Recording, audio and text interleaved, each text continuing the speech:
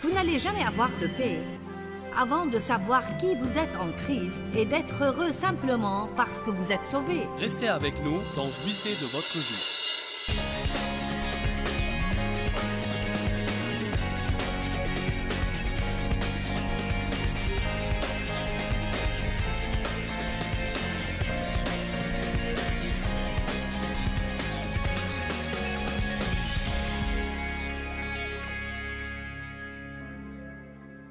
Certains ont des fissures dans leur fondation en ce qui concerne leur vie familiale. Vous n'avez pas une bonne relation avec vos enfants, vous n'avez pas une bonne relation avec votre conjoint, vous n'avez pas une bonne relation avec les gens qui vous accompagnent à l'église. Certains sont venus à cette réunion avec quelqu'un contre qui ils sont fâchés.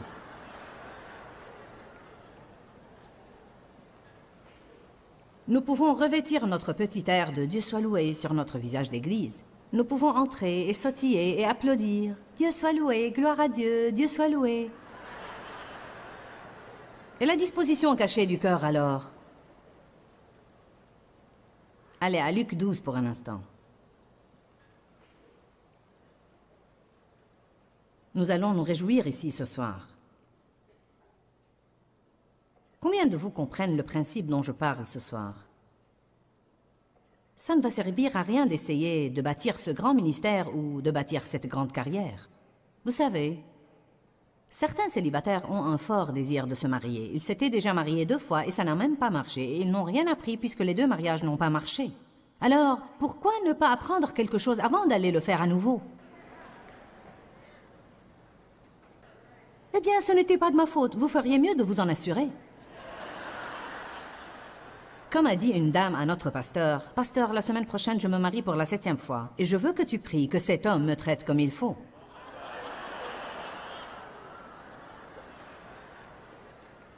Il lui a dit, « As-tu jamais remarqué qu'il n'y a eu qu'un dénominateur commun dans ces 7 mariages? Et que c'était toi? »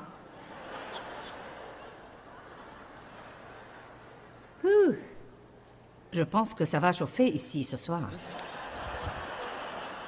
Je sens le Saint-Esprit.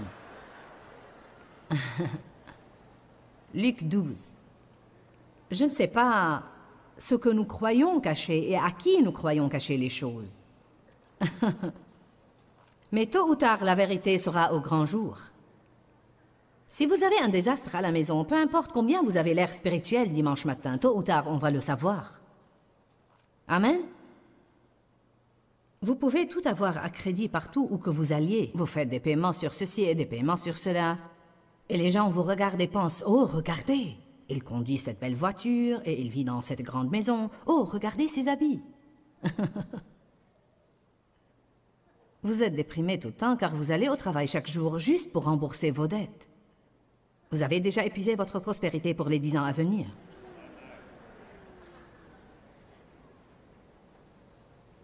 Tôt ou tard, ça va vous rattraper. Vous ne pouvez le faire que pour un moment. Vous pouvez voler d'ici pour mettre là seulement pour un moment. Et tout à coup, ça devient un désordre si déroutant que vous ne pouvez plus y faire face. Mais notre société l'a facilité. Nous pouvons déclarer notre faillite. Laissez-moi vous dire une chose. Ce n'est pas acceptable pour Dieu. Je n'essaye pas de vous condamner là. Ce n'est pas mon rôle ici ce soir.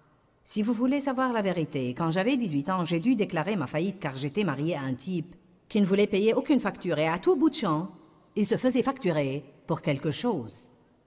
Quand nous avons finalement dû nous séparer, on me poursuivait pour tout ça, alors j'ai dû le faire pour me protéger. Il y a des moments où vous êtes obligé de le faire, mais pas exagérément comme ça se fait aujourd'hui. Êtes-vous d'accord? Il y a des moments où les gens sont obligés de divorcer, mais pas exagérément comme ça se fait aujourd'hui.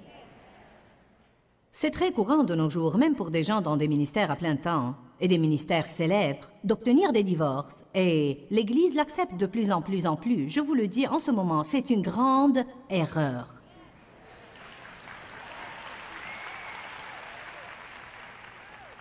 Je vais probablement froisser certains en disant ça, même parmi les prédicateurs. En tout cas, s'il y a une raison valable, Dieu la connaît assurément. Mais s'il n'y en a pas, Dieu le sait aussi. Je ne trouve rien dans la Bible qui dise que nous pouvons obtenir un divorce si nous sommes incompatibles. Ressaisissez-vous et faites face à la réalité. Tout le monde est incompatible. Dave et moi sommes incompatibles. Nous nous aimons et nous nous entendons bien parce que j'ai appris à me taire.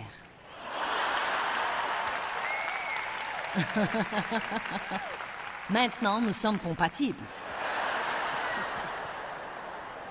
Randy, Roberta, Dave et moi étions au déjeuner aujourd'hui. Randy et Roberta ont commencé à parler de l'hôtel où nous avons logé l'année passée. Roberta a dit cet hôtel et Randy a dit non, c'est l'autre. Roberta a dit non, cet hôtel et Randy a dit non, c'est l'autre. J'ai dit, Roberta, les hommes ont toujours raison. Alors elle a recommencé encore une fois et j'ai dit, Roberta, les hommes ont raison. Ne t'en mêle pas et allons faire des courses.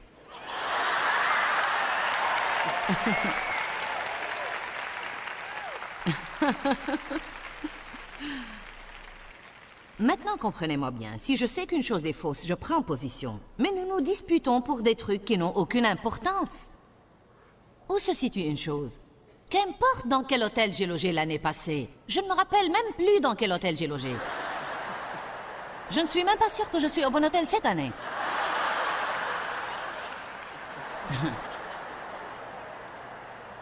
Je sais que je suis montée dans ma chambre et les clés n'ont pas marché. Je me suis assise sur une table en attendant qu'on m'en apporte d'autres. Dieu soit loué.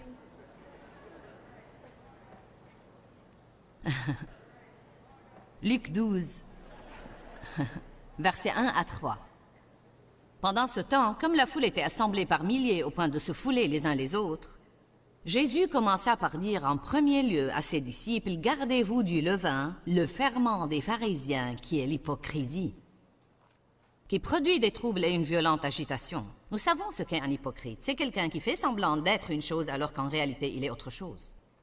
Alors, à quoi ça sert à cette grande maison de tenir debout et de faire semblant d'être belle si elle n'a pas de fondation? Parce que si toutes les planches s'appuyaient les unes sur les autres avec la première personne qui s'approcherait et essayerait d'ouvrir la porte, tout cela tomberait en ruine.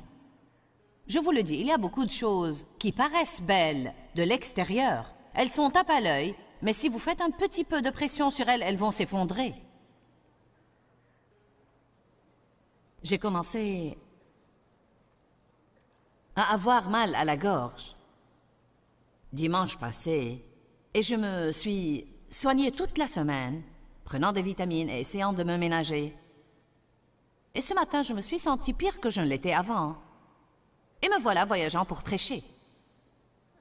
Quelqu'un m'a dit, « Que vas-tu faire ?» J'ai dit ce que je fais toujours, j'y vais. Je vais me fier à Dieu pour me fortifier. Ça ne m'a absolument pas effondrée. Je suis allée. Quand je n'avais pas les clés de ma chambre, je me suis assise sur la table. Dave et moi étions assis sur une table dans le hall, balançant nos jambes en avant et en arrière, en attendant que quelqu'un nous apporte la clé. Je ne m'énerve plus à propos de ces choses. Je ne vis plus furieuse et contrariée. J'ai des fondations solides. J'ai dit, j'ai des fondations solides.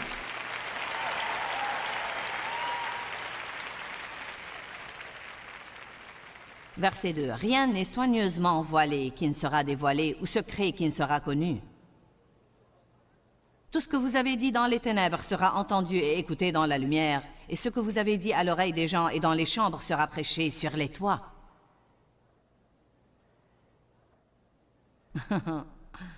En d'autres termes, votre péché vous démasquera. Tout ce que vous faites de mauvais, vous ne pouvez rien cacher, car Dieu surveille le tout et il le dévoilera. Quelqu'un le découvrira. Vous vous faites toujours prendre. Dieu en fait son affaire d'exposer les choses, mais ce n'est pas son affaire de les cacher. Le monde cache les choses, mais c'est la vérité qui vous affranchira. Arrêtez de mener des vies simulées et trompeuses et mettez les choses dans la lumière. Matthieu 7.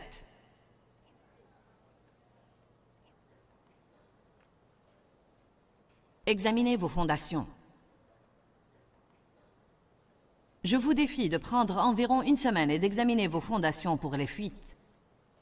Matthieu 7, 21. Il ne suffit pas de me dire Seigneur, Seigneur pour entrer dans le royaume des cieux. Mais il faut faire la volonté de mon Père qui est aux cieux. Plusieurs me diront en ce jour-là, Seigneur, Seigneur, n'avons-nous pas prophétisé par ton nom et chassé des démons par ton nom et fait beaucoup de grands miracles par ton nom? Alors je leur dirai ouvertement, je ne vous ai jamais connu. N'est-ce pas incroyable que quelqu'un puisse même faire de grands miracles en son nom et il dit, je ne vous ai pas connu? Jamais connu? Ce n'est pas à toutes vos œuvres que Dieu s'intéresse tellement, c'est à l'attitude du cœur derrière elles. Si nos œuvres n'ont pas une bonne attitude du cœur derrière elles, alors elles puent aux narines de Dieu. L'attitude du cœur, c'est les fondations. Je peux vous offrir un cadeau, mais si je vous l'offre pour vous porter à mes mains, alors mes fondations pour vous l'avoir offert sont mauvaises, et ça ne va jamais être une bénédiction. Ainsi, tout homme qui entend ces paroles que je dis et les met en pratique sera semblable à un homme avisé, prudent et sage qui a bâti sa maison sur le roc. Et la pluie est tombée et les vents ont soufflé et se sont jetés contre cette maison, mais elle n'est point tombée parce qu'elle était fondée sur le roc. Tout homme qui entend ces paroles et ne les met pas en pratique sera semblable à un homme stupide qui a bâti sa maison sur le sable. Et la pluie est tombée et les torrents sont venus et les vents ont soufflé et se sont abattus sur cette maison et elle est tombée. Et sa ruine a été grande et complète. Bâtir votre maison sur le sable équivaut à bâtir votre maison ou votre vie sur un système matérialiste. Nous devons bâtir sur les principes du royaume. Cherchez d'abord le royaume de Dieu et sa justice. Un principe de royaume, par exemple, est le pardon.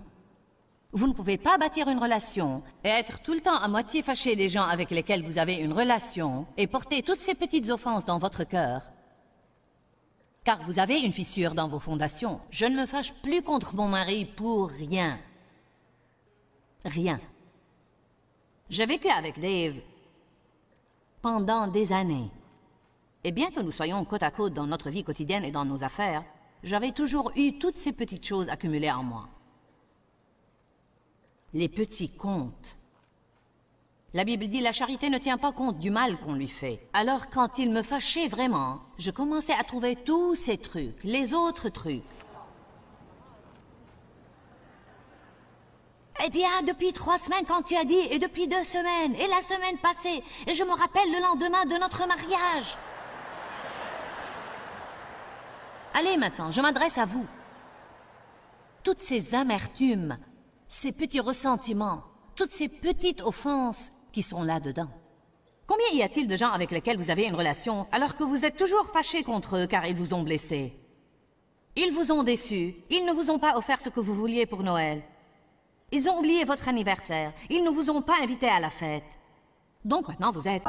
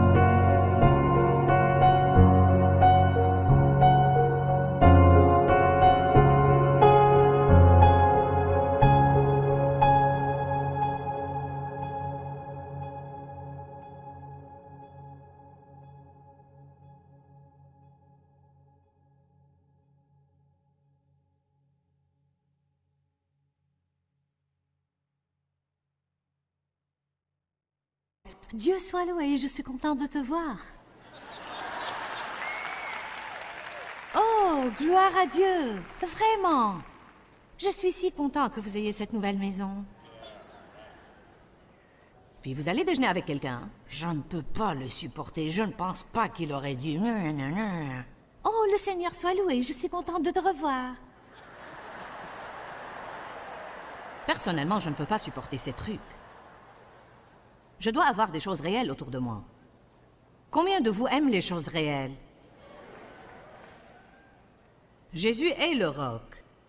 Et nous devons bâtir sur ces principes. Vous savez, Jésus a dit « Je suis le chemin, suivez-le ». Il voulait dire « J'ai une manière de faire les choses, et si vous faites les choses à ma manière, votre vie sera bénie ». Nous n'allons pas avoir les bénédictions du royaume et faire les choses à la manière du monde. Nous n'allons pas avoir les bénédictions du royaume et rester fâchés contre tout le monde quand la Bible dit clairement que nous devons marcher dans la paix. Combien de vous sont affamés de paix dans leur vie? Je vais vous dire quoi. Si vous êtes vraiment affamés de paix, je vais vous dire comment vous pouvez l'avoir.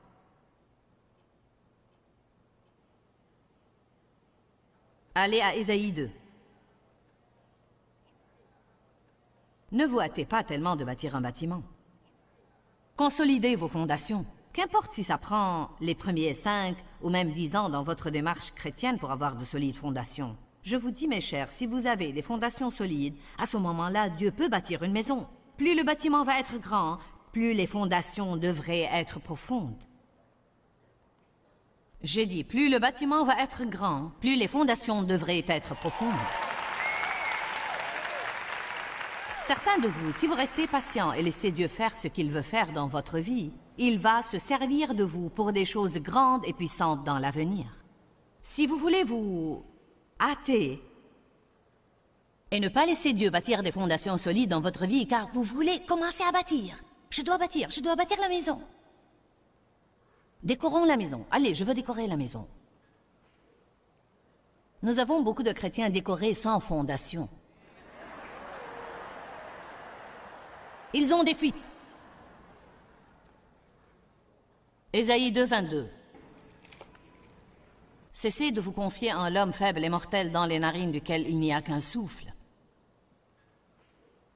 Nous devons nous fier à Dieu. Quitter les gens des yeux. Eh bien, tu m'as déçu. Eh bien, surmonte cela.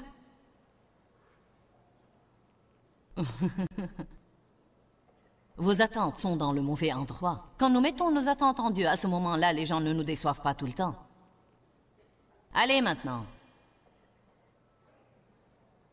Car voyez, le Seigneur, l'Éternel des armées, va ôter de Jérusalem et de Juda tout appui et toute ressource. La Bible amplifiée dit toutes sortes de supports. Toutes sortes de supports. Toutes sortes de supports. Les petits bébés chrétiens ont un support. Ils ont toujours tous leurs amis chrétiens plus mûrs qui prient pour eux et trouvent leurs écritures à leur place. Et leur changent les couches quand ils font des gâchis. Qui sait de quoi je parle? Nous avons un support par-ci, un support par-là. Je manquais tellement d'assurance. Dieu m'a donné un support pour une période de temps car j'avais besoin de n'importe quoi pour me sentir bien dans ma peau. Pour une période de temps, Dieu m'a donné des choses extérieures pour que je me sente bien dans ma peau. J'avais un bon poste à l'église, mon nom sur une place de stationnement. Mon Dieu, ce que nous aimons voir nos noms sur les choses.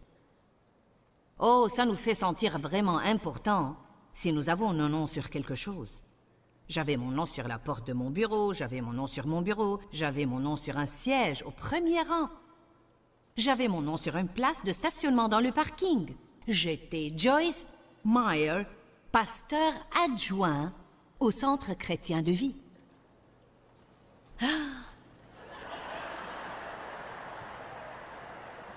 Vous savez, je ne savais même pas que tous ces trucs m'avaient étayé. Je ne savais pas que mon mérite et ma valeur étaient rattachés à ce poste. Je ne savais pas qui j'étais en Christ. J'étais rattaché à mon titre.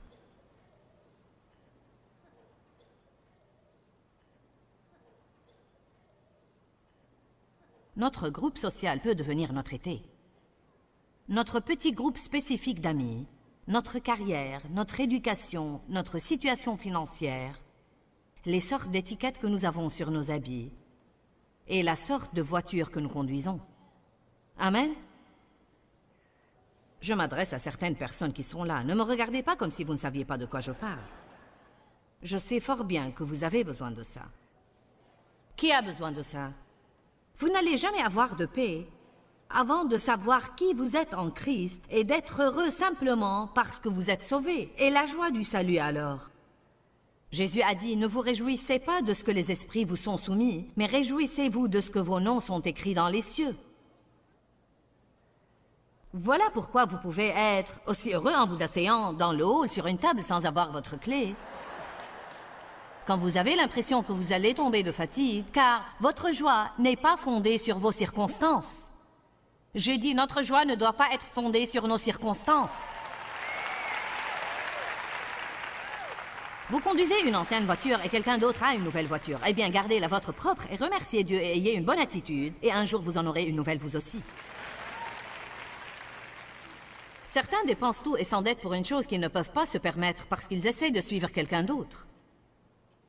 Ne vous endettez pas pour suivre quelqu'un d'autre. Soyez ce que vous êtes. Vivez à votre propre niveau. Jouissez de la vie que vous avez. Arrêtez de vous comparer à quelqu'un d'autre et de rivaliser avec quelqu'un d'autre. Soyez simplement vous.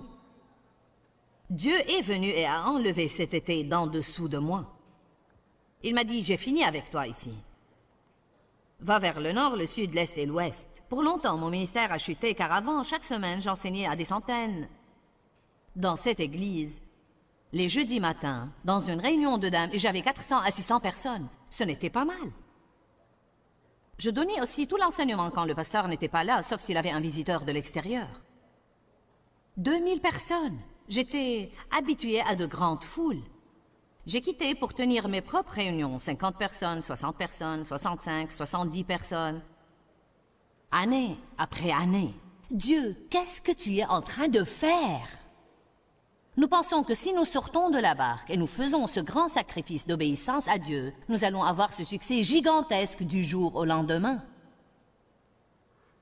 Eh bien, ça n'arrive pas comme ça. Bienvenue au sous-sol.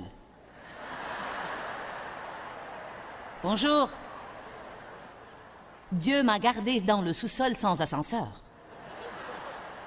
Il n'y avait pas moyen de sortir. J'étais juste en bas, à ce niveau, et je ne voulais pas être sur ce niveau.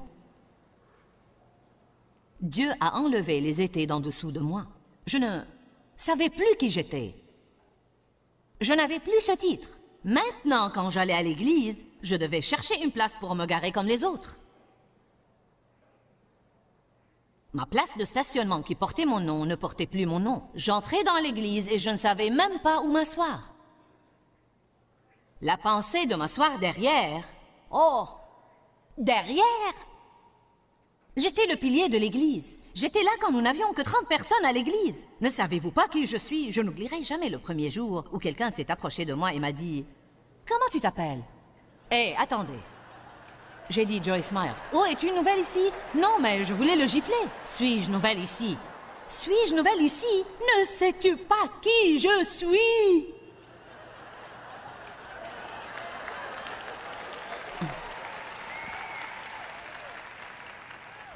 Je suis importante. Quelqu'un devrait comprendre que je suis importante.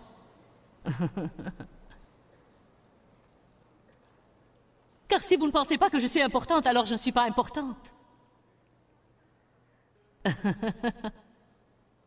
Vous devez me dire que vous pensez que je suis importante. Non, Dieu dit que tu es important. Dieu dit que tu es important. Le gardien est aussi important que le pasteur. L'essentiel, c'est d'être dans l'endroit où Dieu vous a mis et de ne pas essayer de dépasser vos limites et ne pas vous fourrer dans la position que Dieu a donnée à quelqu'un d'autre. Amen. Dieu a enlevé mes étés d'en dessous de moi et me voilà. Oh! J'étais plutôt branlante. Oh! Oh! Oh! Oh! Puis j'ai perdu mes amis. Quand j'ai été baptisée dans le Saint-Esprit, je les ai perdus. Ils ne voulaient plus être mes amis.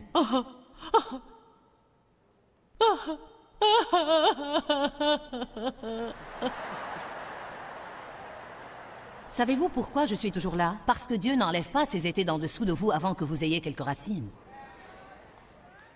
Voilà pourquoi la Bible dit d'être enraciné et fondé en Jésus-Christ. Soyez enraciné et fondé dans son amour. Si vous connaissez l'amour de Dieu quand tous les autres vous rejettent, vous pouvez toujours tenir debout. Si vous connaissez l'amour de Dieu et vous savez que Dieu s'occupera de vous, vous pouvez perdre la position que vous aviez là. On peut se moquer de vous parce que vous êtes chrétien. On peut rire de vous parce que vous portez la Bible. Mais tout ira bien, car vous savez qui vous êtes en Christ. Je suis un enfant de Dieu. Un enfant du roi. Pauvre idiot de vous. Je marche dans les principes du royaume. Seulement, attendez voir. Je vais prospérer et avoir bonne santé. Et tout ce que je touche va prospérer et réussir. Je suis la tête et non la queue. En haut et non en bas. J'ai une robe de justice que vous ne pouvez même pas voir.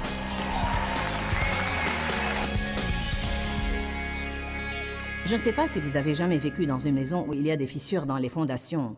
Mais si c'est le cas, vous savez que quand il pleut, vous avez un désordre à nettoyer. Eh bien, vous savez, franchement, beaucoup de chrétiens sont comme ça. Ils ont une fissure dans leur fondation. Ils ont une grande fissure dans leur compréhension de base de la parole de Dieu, qui n'est ni stable ni ferme. Ils veulent continuer et bâtir une maison avant d'avoir des fondations solides.